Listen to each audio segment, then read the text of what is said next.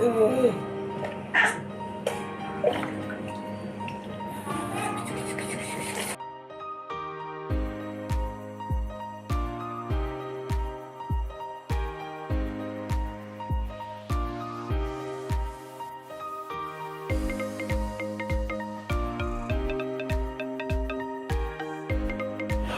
गई बेटा। Good morning YouTube family, welcome back to my YouTube channel सनमिक blog में आप लोगों का स्वागत है। आपकी अपनी मेघा। उम्मीद करती हूँ कि आप सब लोग हैप्पी होगे, ठीक होगे, वेल होगे। और सुबह का टाइम है, जैसे कि आपको पता है मेरे हस्बैंड मेरे लिए बहुत स्पेशल चाय बनाते हैं। और लेकिन चाय बनाया, आज बिस्किट आना भूल गए, तो मैंने जल्दी से दोबारा भेजा शॉप में कि जाओ जाइए मेरे लिए बिस्किट लेके आइए। फिर बिस्किट लेके आए, फिर हम दोनों ने साथ में चाय पिया। काफ़ी अच्छा क्वालिटी टाइम स्पेंड किया मॉर्निंग में। वैसे तो इनसे नाराज़ चल रही हूँ मैं। लास्ट व्लॉग में आप लोगों ने देख ही लिया होगा कि मैं क्यों नाराज़ हूँ इनसे। बट मान तो गई हूँ, लेकिन थोड़ा बहुत नाराज़गी रखना भी बहुत ज़रूरी है। और यहाँ पे ये अपनी बेटी के साथ कर रहे हैं टाइम स्पेंड, क्योंकि सुबह इसके बाद ये चले जाएंगे ड्यूटी, फिर रात को ही आएंगे 11-12 बजे। तो सुबह सुबह इसके साथ खेलते हैं, गार्गी के साथ काफ़ी अच्छा टाइम स्पेंड करते हैं। और फिर इनके जाने के बाद मेरा स्टार्ट होता है काम।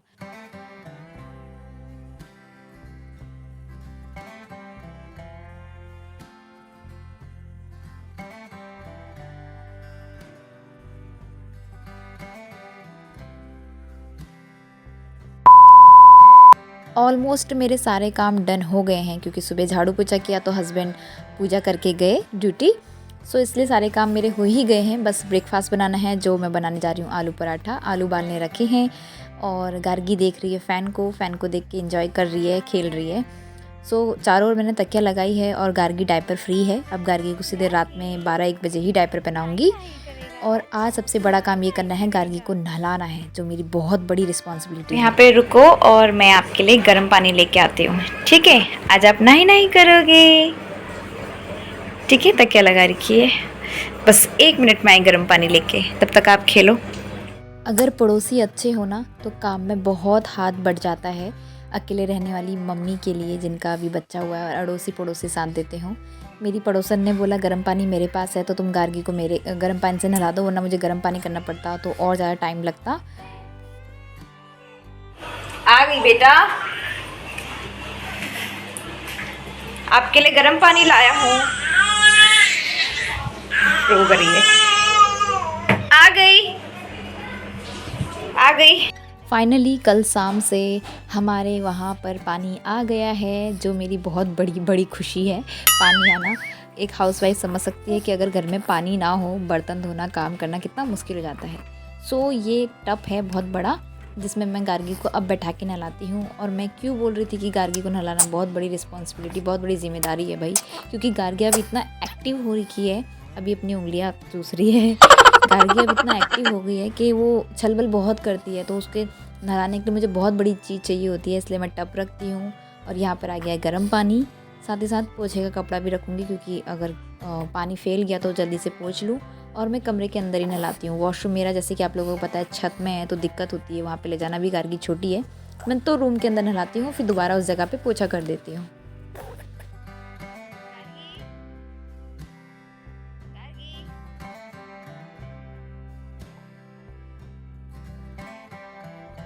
शुरू में गार्गी को नहलाना मेरे लिए बहुत मुश्किल होता था, क्योंकि गार्गी छोटी थी, पकड़ना नहीं आता था, और अकेले नहलाना तो बच्चे को बहुत मुश्किल है। सबसे बड़ा काम मेरा यही होता है, जिस दिन गार्गी को नहलाना होता है उस दिन सारे काम मैं जल्दी निपटा लेती हूँ। क्योंकि गार्गी को मैं नहलाती हूँ 10 से 12 बजे के बीच में, ताकि वो अच्छी सी नैप ले ले नहाने के बाद।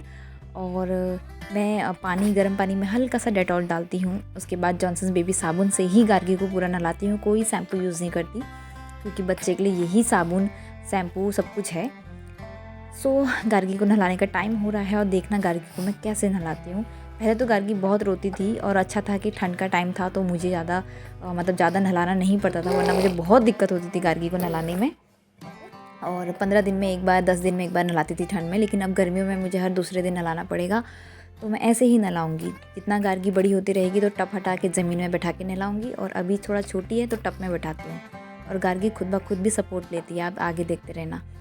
सो मैं तो ऐसे ही नहलाती हूँ यार गार्गी को, क्योंकि मेरे को अभी नहलाना नहीं आता, फिर भी मैं अपनी ओर से पूरी कोशिश करती हूँ कि अच्छी तरीके से नहलाऊँ गार्गी को, कोई प्रॉब्लम ना हो। और अच्छे से गार्गी बैठती है, एंजॉय करती है। Shut up, shut up, I love you बेटू। बोलो हाय। हाय, मैं नहाई नहाई कर रहा हूँ वीडियो में। हाय। मैंने टब के अंदर अपने दोनों पाँव डाल रखे हैं और पाँव में गार्गी को बैठा रखा है और बैक साइड में गार्गी को अपने घुटने से मतलब अपने घुटने से कवर कर रखा है ताकि उसकी कमर पे ज़्यादा जोर ना पड़े। और ऐसे करके ही मैं करती हूँ, ऐसे करके ही, मतलब मैं ज़मीन में भी बैठाऊँगी तो ऐसे करके ही नहलाती हूँ, पैरों के सहारे रख कर। सो इसलिए आपको थोड़ा सा ऐसा दिख रहा होगा कि मैं कैसे बैठा के नहला रही हूँ। टब के अंदर मेरे दोनों पाँव हैं।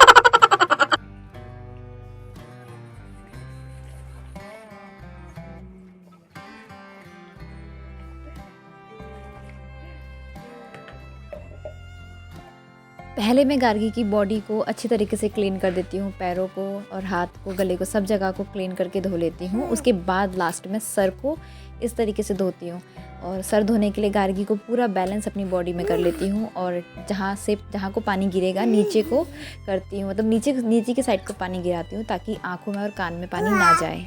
नेक्स्ट टाइम मैं अच्छी तरीके से शूट करूँगी। अभी मैंने जल्दी से गार्गी को नहला दिया क्योंकि बहुत दिक्कत हो रही थी वीडियो शूट करना और साथ में नहलाना। नेक्स्ट टाइम हस्बैंड के साथ अच्छी तरीके से आपको बात दिखाऊंगी गार्गी का। सबसे पहले मैं आपको बता दूं कि अब मैं डेली व्लॉग्स करूंगी जितना पॉसिबल हो सके और जितना भी मैं क्लिप शेयर करूंगी डे का, नाइट का, हर चीज़ का, मतलब व्लॉग्स मेरे डेली आते रहेंगे। तो प्लीज़ आप सपोर्ट करना यार, प्लीज़ सपोर्ट चाहिए मुझे लॉन्ग वीडियो में। लाइक, कमेंट, शेयर, सब्सक्राइब और कमेंट तो आप करते हो जिनसे मुझे बहुत कुछ सीखने को मिलता है और समझने को मिलता है।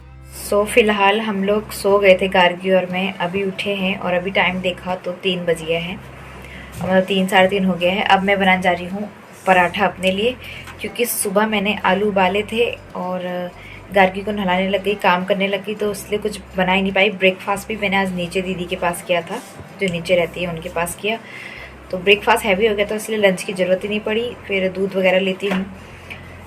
अब मैं बना रही हूँ पराठा अपने लिए। चाय का टाइम हो रहा है तो मैं सोच रही हूँ 4 बजे तक पराठा खा ही लूँगी एक, और फिर चाय पी लूँगी और बाकी रात में पराठे बनेंगे आज, क्योंकि पराठे बनाने की फरमाइश पति देव की आई है तो इसलिए पराठे बना रही हूँ। पराठे की प्रिपरेशन हो गई है, बस मुझे मिर्चियाँ काटनी हैं और आज मैं आपके साथ शेयर करने वाली हूँ एक बहुत ही स्पेशल चटनी जो मुझे, मेरे हस्बैंड को बहुत पसंद है, जो आप लोगों की रिक्वेस्ट भी है कि बताओ कैसे बनती है स्पेशल चटनी, लहसुन की और मिर्च की और एक प्याज की। मैं मतलब एक रात खाने के लिए और दूसरे दिन सुबह मॉर्निंग तक चल जाए इतनी ही चटनी बनाती हूँ, तो आप उसी हिसाब से अपना मटेरियल लेना। पहले मैं कर रही हूँ यहाँ पे पराठे की तैयारी और गार्गी मुझे बिल्कुल वॉइस ओवर नहीं करने दे रही है, सोच रही है मैं भी मम्मा के साथ बात करूँ।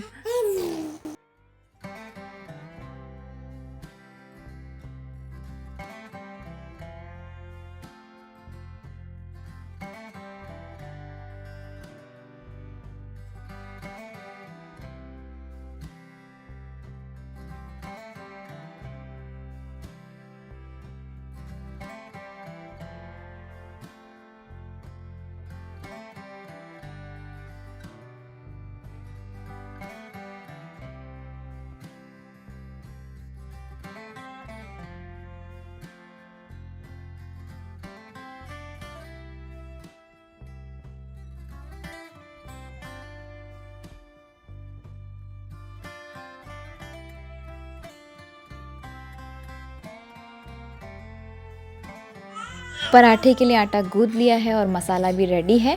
तो सबसे पहले मैं आपको बता देती हूँ चटनी कैसे बनेगी, लेकिन उससे पीछे मेरी गार्गी इतना हल्ला कर रही है ना, बाय गॉड बहुत हल्ला कर रही है। तो मैंने गार्गी को गोद में लेके चटनी का मटेरियल बनाया है। तो सबसे पहले आपको करना क्या है, एक तवा लेना है, तवा जो घर में होगा वो, और उसको गर्म करना है अच्छे से हल्की आंच में। और आप अपने सबसे पहले प्याज को फ्राई कर लेना है, मतलब हल्का सा भून लेना है, फिर लहसुन को भून लेना है, फिर लाल मिर्च भून लेनी है, सबको अच्छे से भून लेना है, ब्राउन कर लेना है, तलना नहीं है, सिर्फ भून लेना है तवे में, जलते हुए तवे में।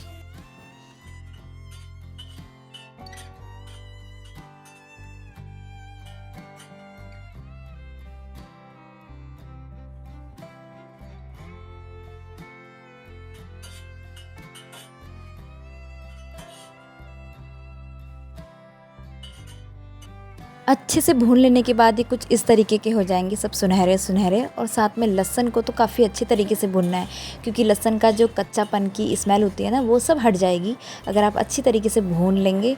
और भूनने के बाद सबसे इम्पॉर्टेंट, अगर आप इसको मशीन में पीस रहे हैं, अच्छे से पीसने के बाद मशीन का ढक्कन कम से कम आधे घंटे तक या 15-20 मिनट तक, जब तक आप खाएंगे नहीं, किसी और चीज़ में सर्व नहीं करेंगे, तब तक आप ओपन ना करें, क्योंकि जो उसकी सौंधी सौंधी खुशबू होती है ना, वो सारी उड़ जाती है। क्योंकि जब ये भुन रहा होता है ना, भुनने की खुशबू इतनी अच्छी होती है और वही चटनी को काफ़ी टेस्टी बनाती है। सो अगर आपके पास इम्पॉर्टेंट सबसे ज़्यादा इसमें क्या है कि अगर आपके पास आम हो, और गर्मी का टाइम आ रहा है, कच्चे आम आएंगे ही घर पे सबके, तो मेरे पास नहीं था तो मैंने ऐसे बनाई। वरना कच्चा आम अगर इसमें पड़ा हो आधा कटा हुआ, वाओ, चटनी का तो मज़ा ही कुछ अलग है। बहुत टेस्टी चटनी बनती है, आप लोग ज़रूर ट्राई करना।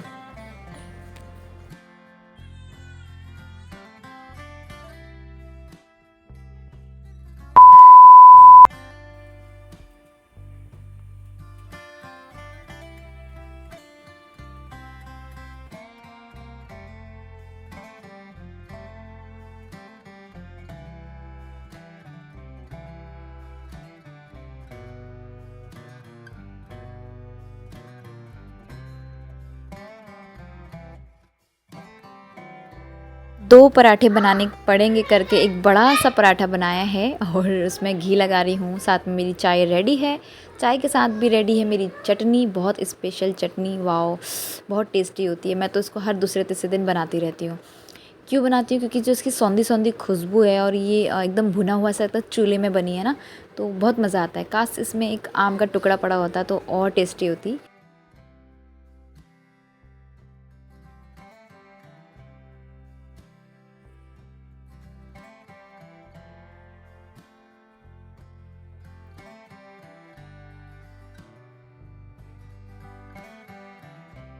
फाइनली बहुत टाइम बाद आज गार्गी सोई है मेरे खाना खाते टाइम, वरना गार्गी उठी रहती है और बहुत परेशान करती है। फिर गार्गी को गोद में लेके खाना खाना पड़ता है, जो मुझे बिल्कुल अच्छा नहीं लगता, क्योंकि खाने में कॉन्सन्ट्रेट करूँ या फिर गार्गी में करूँ हो जाता है मुझे।